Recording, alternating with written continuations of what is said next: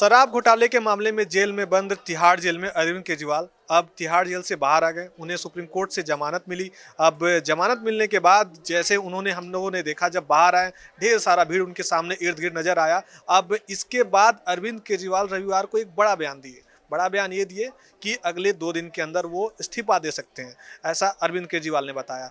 अब इसके बाद ये खबर अन्ना हजारी तक पहुंची। अन्ना हजारी क्या कुछ बोले, अब हमारे सहयोगी हमारे कर्मी साथ में है, तो विकास अन्ना हजारी क्या बोली बताइए। जो ये पूरा प्रकरण है, एक्चुअली अन्ना हजारे ने जब 2011 में एक आंदोलन किया था, उस आंदोलन से जुड़े हुए अरविंद केजरीवाल हैं शुरू से। और अरविंद केजरीवाल के लिए उन्होंने जो पहले बोला था वो अभी भी उन्होंने दोहराया। उन्होंने कहा कि मैंने अरविंद केजरीवाल को बोला था कि कभी भी राजनीति में ना जाएं। ये कई बार बोलते हैं, कई बार जब भी कुछ विवाद होता है केजरीवाल का, तो अन्ना हजारी यही बोलते हैं, उन्हें डांटते हैं, फटकारते हैं। फिर से वो बोल रहा है, ऐसा क्यों लग रहा है कि फिर से वो डांट रहे हैं उन्हें?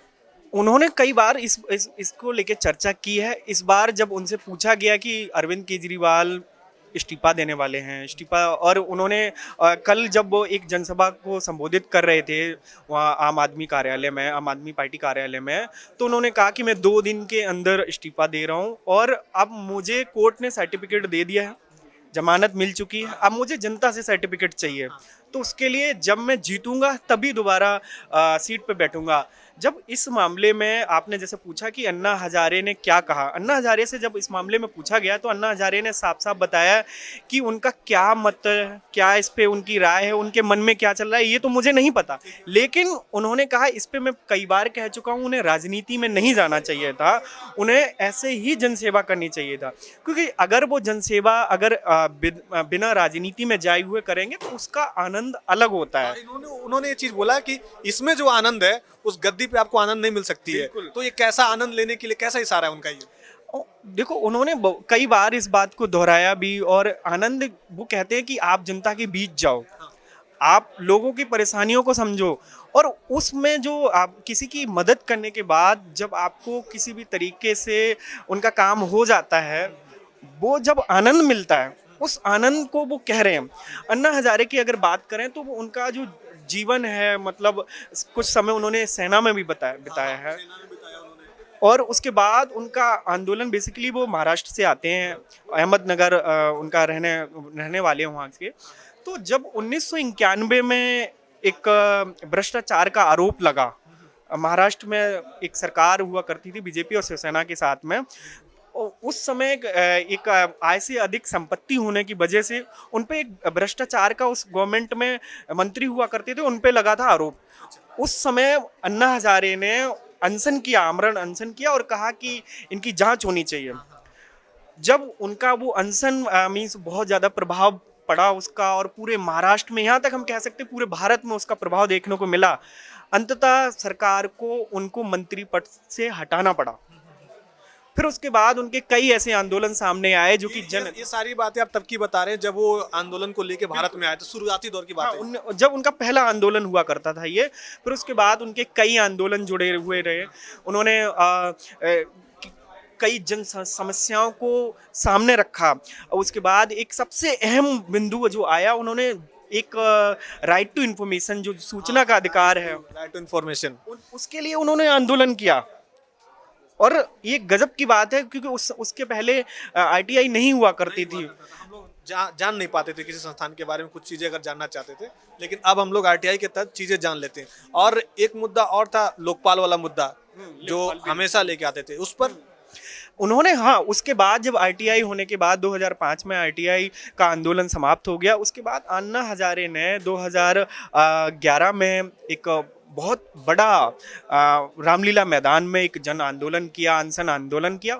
उसमें अरविंद केजरीवाल की मुख्य भूमिका रही, और उस मुख्य भूमिका में चाहे वो किसी भी तरीके से जनता को इकट्ठा करना हो, उनकी जो बातें थी उससे लोग प्रभावित होते थे और बहुत बड़ी जनसंख्या में लोग इकट्ठे भी हुए। तो फिर उस समय जब आंदोलन के समय उन्होंने एक ऐसा 2012 में चुनाव होने वाला था, और उस समय उन्होंने बताया कि अब वो चुनाव लड़ने वाले। कई बार नसीहत दी अन्ना हजारे ने। और जब कभी भी कोई भी खबर आती है अरविंद केजरीवाल से संबंधित, तो अन्ना हजारे से जरूर पूछा जाता है। अरविंद केजरीवाल का नाम आए और अन्ना हजारे का नाम ना आए, ऐसा हो ही नहीं सकता। अच्छा विकास, अब उन्होंने भी बोला है कि इस चीज़ का आनंद लीजिए, लेकिन आपको ये नहीं लगता है कि इस तरीके का कॉन्फिडेंस, ओवर कॉन्फिडेंस जो है, कहीं नुकसान ना हो जाए अरविंद केजरीवाल के लिए? बताते हैं कि नवंबर में चुनाव करवा दीजिए हमारे लिए और हम चुनाव लड़ेंगे फिर से। हाँ, बहुत महत्वपूर्ण बिंदु है इस पे। अरविंद केजरीवाल जब एक जनसभा कल संबोधित कर रहे थे अपने आम आदमी पार्टी कार्यालय में, तो उन्होंने इस बात को कहा कि मैं केंद्र सरकार से और इलेक्शन कमीशन से एक दरखास्त करना चाहूँगा, अपील करना चाहूँगा कि ये चुनाव फरवरी की बजाय नवंबर में कराए जाएं। अब उस पे मीन्स जब पूछा गया अन्ना हजारे, तो उन्होंने इस पे कुछ ना बोलने के लिए कोई रिएक्शन नहीं आया। लेकिन हाँ, ये एक बहुत बड़ा अभी कह सकते हैं आज के लिए भी बहुत बड़ी खबर है। और अरविंद केजरीवाल ने जैसे बता दिया कि वो इस्तीफा देने वाले हैं, और अभी हो सकता है कल दिल्ली को एक नया मुख्यमंत्री मिल जाए। अब देखिए, अरविंद केजरीवाल कल अपने पार्टी कार्यालय में उन्होंने बताया कि मैं भी सीएम नहीं बनूंगा और मनीष सिसोदिया भी डिप्टी सीएम नहीं बनेंगे, इसलिए फिर से चुनाव कराया जाए। अतीशी का नाम चल रहा है कि इन्हें मुख्यमंत्री बनाया जाए। क्या लगता है कि वैसा, मतलब जैसा केजरीवाल जैसा चेहरा है, कि अतीशी वैसी चीजें देख पाएंगे? हाँ, अतुलसी का देखो क्या है कि उन्होंने अरविंद केजरीवाल के जेल जाने के बाद जो उनके एक्टिव पार्टी के लिए जो देखा गया, चाहे प्रेस कॉन्फ्रेंस हो, चाहे कोई भी आंदोलन हो, और उसमें हमेशा बढ़ चढ़ के उन्होंने कई सारे देश में या दिल्ली में कई कई तरीके के जनसभा को संबोधित किया, जन प्रदर्शन किया, और उनमें उनकी मुख्य भूमिका रही। तो उसके लिए उनका जो पार्टी के प्रति हम कह सकते हैं जो उनका काम करने का तरीका है, उससे अरविंद केजरीवाल प्रभावित दिखाई देते हैं। और उसके बाद दूसरा नाम, जैसे कि आपने बताया कि एक अतुलसी का आता है, उसके बाद दूसरा नाम आता है सौरभ भारद्वाज। सौरभ भारद्वाज बहुत ज्यादा इस समय सुर्खियों में रहते हैं, सौरभ भारद्वाज भी। तो अब देखने वाली बात ये होती है कि जब उन्होंने दोनों नाम का, यानी अरविंद केजरीवाल ने अपना नाम और दूसरा मनीष सिसोदिया, दोनों नाम लाइन से हटा दिए हैं, तो अब हर कोई जानना चाहता है कि कौन, कहीं ऐसा ना हो कि अपनी धर्मपत्नी जो सुनीता केजरीवाल है उनको, उनका भी नाम सुर्खियों में बहुत ज्यादा है। तो अब देखने वाली बात होगी। ये तो कल पता चलेगा, उनकी अंदर की जो मीटिंग है उस मीटिंग में कंफर्म होगा कि क्या होगा क्या नहीं होगा, उसके बाद ही हम डिसाइड कर सकते हैं। जैसे आप महाराष्ट्र को बहुत अच्छे से परखते हैं और जानते हैं, तो कुछ भी चीज़ होता है तो अन्ना हजारे तो बोल देते हैं, लेकिन अरविंद केजरीवाल कुछ नहीं बोलते अन्ना हजारे के लिए। वो हमेशा चुप्पी एक रहता है उनके लिए। क्या वो इज्जत, मर्यादा, संयम दिखाते हैं अपनी उनके लिए? बिल्कुल, ये एक हम कह सकते हैं ये उनके एक दूसरे के आचार विचार, सहमति कुछ हो सकती है।